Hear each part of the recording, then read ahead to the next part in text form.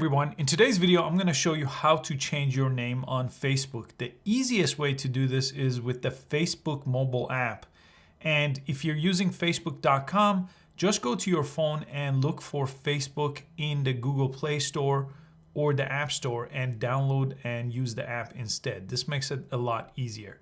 And then go ahead and open the app here. I'm just going to open it from my home page. And what you want to do on this page is you want to go to the menu option, which is down here. Press this option. It's going to bring you to this page.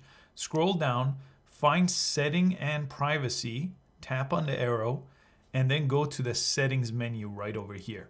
Now in the Settings menu, you want to click on Personal and Account Information. And if you don't see it there, go ahead and search for Personal Information. Facebook does move this from time to time. And to change your first and last name is the option right here that says Name. Just click on this option right over here. And from this page, you could change your first name, you could change your last name, and then you could review change and save that change. Just be careful, you could only do this once every 60 days. So if you change one of these names here or add anything here, it's going to get locked in for at least 60 days before you could change it again, or if you made a mistake. And it's that simple to change your name on Facebook. Please give this video a thumbs up, and I'll see you next time.